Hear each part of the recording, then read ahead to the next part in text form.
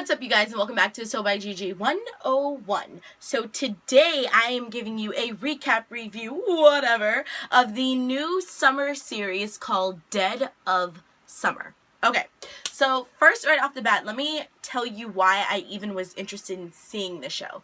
Number one, this is the last season of Pretty Little Liars, and I need something to supplement that once the show's over. And this is a new series that's starting. So if it does really well, we're guaranteed a season 2 next year. Secondly, hello, Dairy Queen from Once Upon a Time is like the head of life in this series, and she's also the head person in the new Purge movie that came out, I believe 4th of July? No, it came out before, or it's coming out at some point. And I love Dairy Queen in the Frozen series of Once Upon a Time. So, well, all this together and plus, time out. The concept just seems dope. It seemed like, what is that? Friday the 13th, Camp Crystal Lake, that movie? It kind of seemed like that in a series. So all these factors were just screaming, Gigi, this is your kind of show, you need to watch it. And so that I did. So Dead of Summer comes on right after Pretty Little Liars every Tuesday at 9 o'clock. And this show takes place in the 80s. And what makes this show doubly awesome is that it takes place in 1989, which is the year that I was born.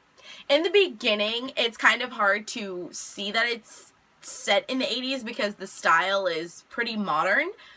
And if you ask me, I feel like right now everybody's style is more 90s, I guess, than 80s. 80s was definitely a few years ago, but whatever.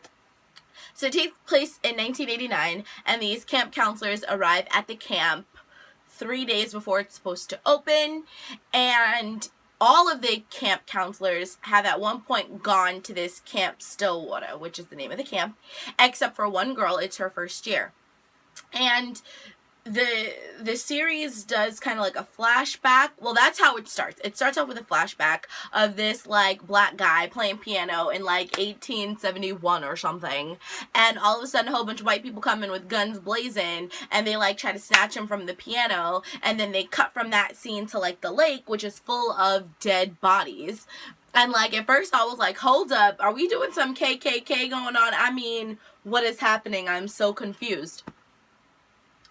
But then it shoots back to it being present day, which present day is 1989. And throughout the series, you see the main girl, Amy. She's the main character, and she's the one that never went to camp at Stillwater. You see her kind of having flashbacks to what led up to her getting to the camp.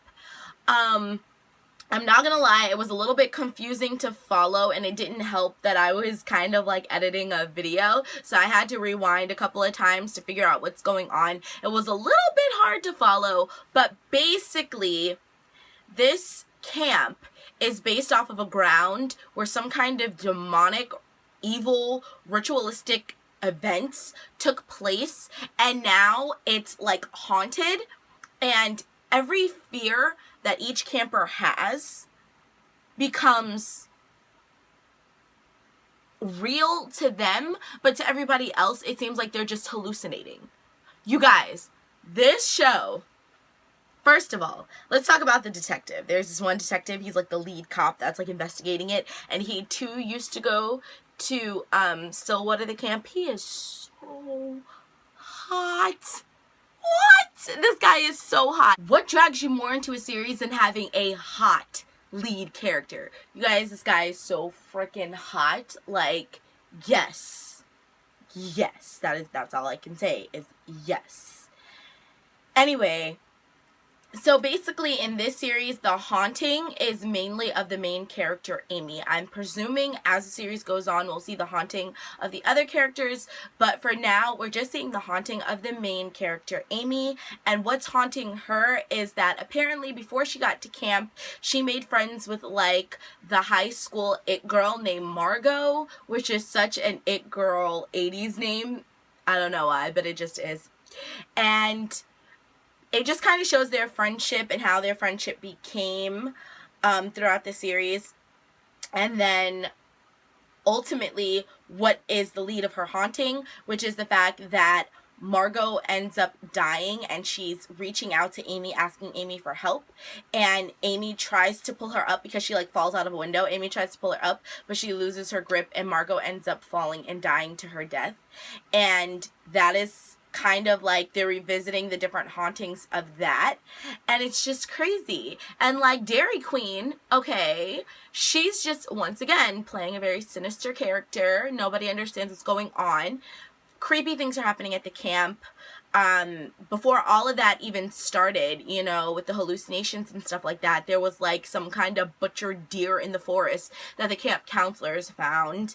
The groundskeeper winds up dead, and, you know, Amy and Deputy Hottie McHotterpants and Amy go into, you know, his, home on the residents of the campground, and they find a map and all these things, and the camp is now being threatened to close down, and then it's not. And this show just started off so good. That was such an awesome way to begin the series, even though it was like dumb confusing at first. Like, it was such an awesome way to begin the series, and I definitely look forward to seeing more of this. So if you guys watched Dead of Summer, please let me know what you thought down below. And if you plan on watching it, definitely be sure to link up with me, so that way we can communicate via Twitter, Instagram, whatever, and talk about this show. I'm really excited to actually be bringing you this new series.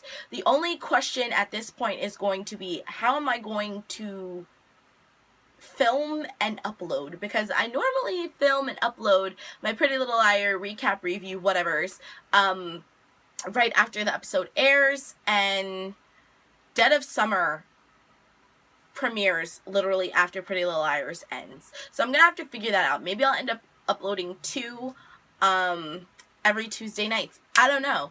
But I'm just really excited for this series. So if you want to come on this journey with me, or any other review, recap, whatever journeys I give you, definitely you need to be part of the Gigi Meister Merpod. And lucky for you, it's very easy to do. To come swimming with us, all you have to do is rate, comment, subscribe, and share, because sharing is caring, and you get to follow me and be part of my Merpod and go on all of our adventures.